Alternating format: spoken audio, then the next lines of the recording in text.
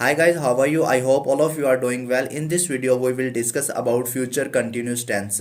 पिछली वीडियो में हमने डिस्कस किया था फ्यूचर इंडेफिनिट टेंस। अगर आपने वो वीडियो नहीं देखी तो ऊपर आई के बटन पर क्लिक करके उस वीडियो को देख सकते हैं। फ्यूचर कंटिन्यूस टेंस, जिसे हम उर्दू में फेल मुस्तकबिल जारी कहते हैं। इस टेंस में कोई काम आने वाले ज़माने में जारी होता है। अगर हम उर्दू में इस टेंस की पहचान के बारे में बात करें तो उर्दू फिकरात के आखिर में रहा होगा, रही होगी, रहे होंगे वगैरह आता है। मसलन माली पौधों को पानी दे रहा होगा, हम फूल चुन रहे होंगे, लड़की आटा गूंद रही होगी। इस टेंस में फर्स्ट फॉर्म ऑफ वर्ब इस्तेमाल होती है और साथ में आईएनजी इस्तेमाल होता है, और इस टेंस में हेल्पिंग वर्ब विल भी इस्तेमाल होता है।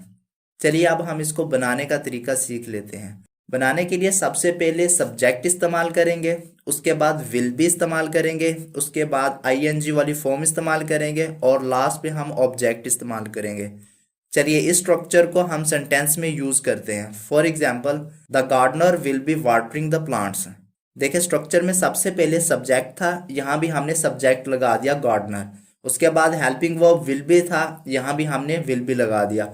उसके बाद आईएनजी वाली फॉर्म लगानी थी, हमने भी वाटरिंग लगा दिया। उसके बाद ऑब्जेक्ट लगाना था, हमने भी प्लांट्स लगा दिए। इसी तरह एक और एग्जांपल देखते हैं, we will be picking up flowers.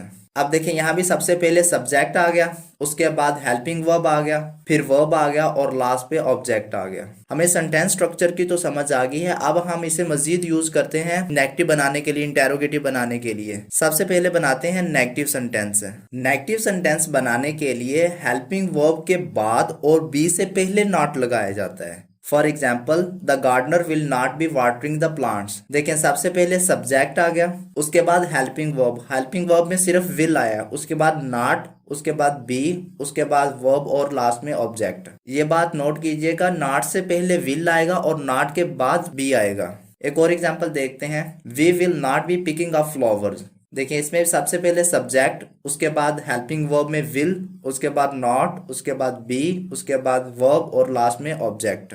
अब हम देखते हैं कि इंटेरोगेटिव किस तरह बनाते हैं। इंटेरोगेटिव बनाने के लिए हेल्पिंग वर्ब को सब्जेक्ट से पहले लगाया जाता है और सब्जेक्ट के बाद बी लगाया जाता है और लास्ट में सवालिया निशान लगाया जाता है। चलिए इसको एग्जाम्पल से समझते हैं। For example, will the gardener be watering the plants. अब देखिए सबसे पहले हेल्पिंग वर्ब आ गया और फिर वर्ब आ गया और लास्ट पे ऑब्जेक्ट आ गया। इसी तरह एक और एग्जाम्पल देखते हैं, will we be picking up the flowers. अब देखें इसमें सबसे पहले हेल्पिंग वर्ब, उसके बाद सब्जेक्ट और उसके बाद बी, उसके बाद फिर वर्ब और लास्ट में ऑब्जेक्ट। अब हम देखते हैं कि डबल सवालिया किस तरह बनाते हैं। डबल सवालिया बनाने के लिए क्वेश्चन वर्ड्स को सादा सवालिया फिक्रे के शुरू में लगाया जाता है और आखिर में सवालिया निशान लगाया जाता है। क्वेश्चन वर्ड्स कौन से होते हैं? जो WH से शुरू होते हैं। For example, what, when, why etcetera. चलिए इसको एग्जाम्पल से समझते हैं। For example, why will the gardener be watering the plants. सबसे पहले तो हम इसको सादा सवालिया बनाएंगे, will the gardener be watering the plants. यहाँ तक तो बन गया सादा सवालिया। उसके बाद हमने शुरू में लगा दिया क्वेश्चन वर्ड, तो ये बन गया डबल सवालिया। एक और एग्जांपल देखते हैं, how will we be picking up the flowers. अब देखें इसमें भी हमने सबसे पहले बना दिया सवालिया फिक्रा, उसके बाद शुरू में लगा दिया क्वेश्चन वर्ड, तो ये भी डबल सवालिया बन गया है। अब हम देखते हैं कि मनफी सवालिया किस तरह बनाते हैं। मनफी सवालिया बनाने के लिए सब्जेक्ट से पहले हेल्पिंग वर्ब लगाया जाता है और सब्जेक्ट के बाद नॉट लगाया जाता है और आखिर में सवालिया निशान लगाया जाता है। चलिए इसको एग्जाम्पल से समझते हैं। For example, will we not be picking up the flowers. अब देखिए सबसे पहले हमने हेल्पिंग वर्ब लगा दिया, उसके बाद सब्जेक्ट, उसके बाद नॉट, उसके बाद बी और फिर वर्ब और लास्ट में ऑब्जेक्ट। हमारा बेसिक लेवल कंप्लीट हो गया है। अब हम बढ़ते हैं एडवांस लेवल की तरफ। लेकिन बढ़ने से पहले एक छोटी सी रिक्वेस्ट है, जो दोस्त इस चैनल पर नए हैं चैनल को सब्सक्राइब कर लें। चलिए अब हम देखते हैं कि इस टेंस को हम यूज कहाँ पे कर सकते हैं। पहला इसका यूज देखते हैं, to describe an action in progress in future, यानी ऐसे काम के लिए जो आइंदा जमाने में मुतय्यना वक्त पर जारी रहेगा, यानी जिसमें टाइम दिया हो। फॉर एग्जाम्पल, कल 10 बजे वो एक मजमून लिख रहा होगा। He will be writing an article at 10 tomorrow. Another example, they will be playing football in the afternoon. Next इसका यूज देखते हैं, to describe an action that will happen because arrangements have already been made.